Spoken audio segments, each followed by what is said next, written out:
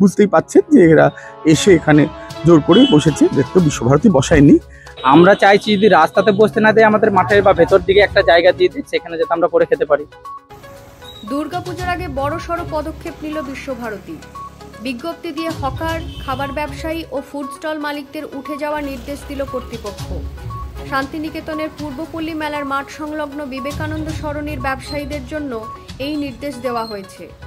বিশ্বভারতীর জায়গা খালি করার জন্য তাদের 7 দিন সময় দেওয়া হয়েছে। প্রসঙ্গত, এই রাস্তাতেই রয়েছে বিশ্বভারতীর ভাষা ভবন ও পদ্ম ভবন, নিপ্পন ভবন ও শান্তিনিকেতন থানা। সংশ্লিষ্ট বিভাগগুলির কয়েক হাজার ছাত্রছাত্রীরা খাবার খাওয়ার জন্য এই খাবারের দোকানগুলির ওপর অনেকাংশে নির্ভরশীল। এছাড়া থানার পুলিশ আধিকারিক ও কর্মীরাও স্টলগুলিতে খাবার খেয়ে থাকেন। তাতে ফুড স্টল মালিকরাও এভাবেই জীবিকা অর্জন করেন। কর্তৃপক্ষের এই সিদ্ধান্তের ফলে তারা আর্থিকভাবে ক্ষতিগ্রস্ত হবেন বলে তাদের দাবি।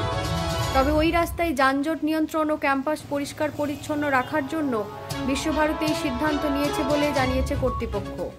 7 দিন পরেও যদি তারা জায়গা খালি না করে তাহলে আইনানুগ ব্যবস্থা নেওয়া হবে বলে হুঁশিয়ারি দেওয়া হয়েছে এই বিজ্ঞপ্তিতে। CCTV news, Santiniketan.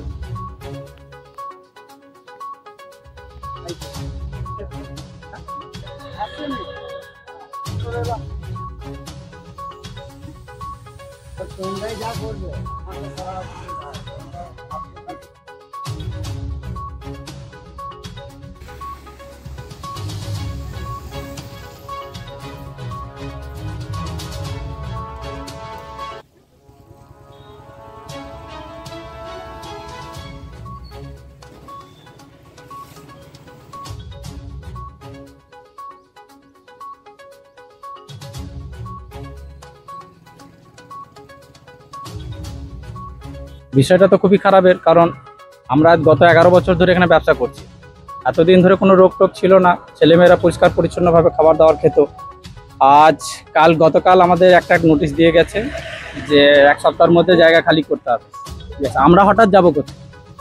11 বছর ধরে যে আমরা এখানে দোকান চালালাম, তাহলে আমাদেরকে একটা পরিস্থিতির মতো একটা জায়গা দেওয়া হোক, ভেতর দিকে দেওয়া হোক। রাস্তা মানলাম, তোমার যদি গ্যাঞ্জাম হয় বা নোংরা তোমার যদি মনে হয়, পরিষ্কার পরিচ্ছন্ন তো আমরা এরকমই রাখতাম, পরিষ্কার পরিচ্ছন্ন খাবার খাওয়াতাম ছেলে মেয়েদের।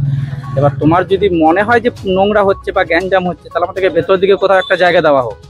ছাত্রছাত্রীরা তো পুরো অসুবিধা হবে, কারণ ক্যান্টিনে খাবার খুবই কোয়ালিটি খুব খারাপ, কেউ খেতে চায় না। প্রথম কথা, ছেলেমেয়েরা কেউ যেতেও চায় না। এই যে খাবারটা দিই পরিষ্কার পরিচ্ছন্নভাবে দিই, এবং যেটা হচ্ছে তোমার রেট কম, ছেলেমেয়েরা নিজের হিসেব মতো খেতে পারে। আমরা চাইছি যদি রাস্তাতে বসতে না দেয়, আমাদের মাঠের বা ভেতর দিকে একটা জায়গা দিয়ে দিই, সেখানে যাতে আমরা করে খেতে পারি।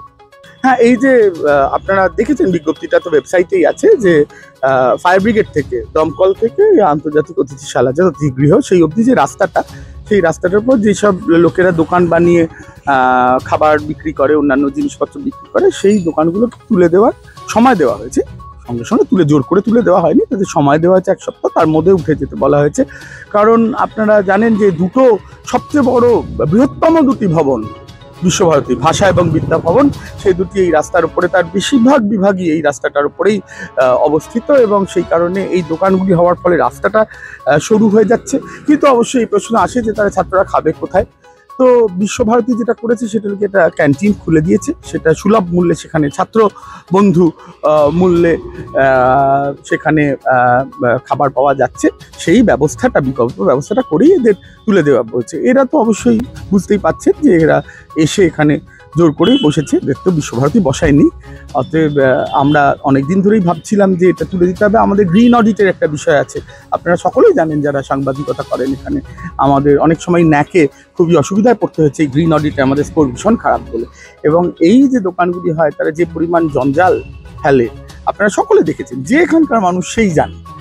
সেই কিছু জঞ্জাল জমা হচ্ছে, সেটাও বন্ধ করতে হবে। তবে এই দোকানগুলোকে তুলে দেওয়া ছাড়া আমাদের কোনো উপায়ান্তর নেই। প্রথমত হলো গিয়ে ক্যান্টিনের খাবার দামের দিক দিয়ে এই আমরা দেখে বুঝে শুনে খবর নিয়েই দাম ঠিক করা হয়েছে। যে কেউ গেলে এর সত্যাসত্য যাচাই করতে পারবে যে এটা মোটেই সত্যি নয় যে ওখানে দাম কম এখানে দাম বেশি। আর 2 নম্বর হলো গিয়ে, ছাত্ররা যদি সত্যিই মনে করে যে ক্যান্টিনের খাবার তাদের পোষাচ্ছে না বা ক্যান্টিনের খাবারের মান তাদের ভালো লাগছে না, তাহলে তারা তো সেটা জানাবে। সেটা কর্তৃপক্ষকে জানালে ব্যবস্থা নেওয়া হবে। তারা সমস্ত ছাত্ররা জানে বিশ্বভারতীর যে যখন তারা বিশেষত আমাদের এই নতুন উপাচার্য আসার পরে এটা আরও বলতেই হবে আমায়, যখনই তাদের হস্টেলে খাবার ক্ষেত্রে কোনো অসুবিধা হয়েছে তারা জানানো মাত্র তৎক্ষণাৎ ব্যবস্থা নেওয়া হয়েছে যাতে তাদের খাবারের মান উন্নত হয়। এটা সমস্ত ছাত্ররা আপনি হস্টেলে গিয়ে জিজ্ঞেস করলেই দেখবেন তারা বলবে। আমাদের না জানালে হাওয়ায় হাওয়ায় খবর ভাসলে তো আমরা সেটাকে কর্তৃপক্ষ কিছু করতে পারবে না। যদি এটা আমাদের জানায় লিখিতভাবে, যদি তারা অভিযোগ জানায়, অবশ্যই সে ব্যবস্থা নেওয়া হবে। প্রয়োজনে যারা এই দায়িত্বে রয়েছেন তাদের পরিবর্তন করার কথা ভাবা যেতে পারে যদি এরা খাবারের মান উন্নত না করতে পারে। কিন্তু খাবারের মান নিয়ে প্রশ্ন উঠেছে বলে আমরা রাস্তায় জবরদখলকারী ভেন্ডার সরানো, এটা তো কোনো যুক্তি হতে পারে না।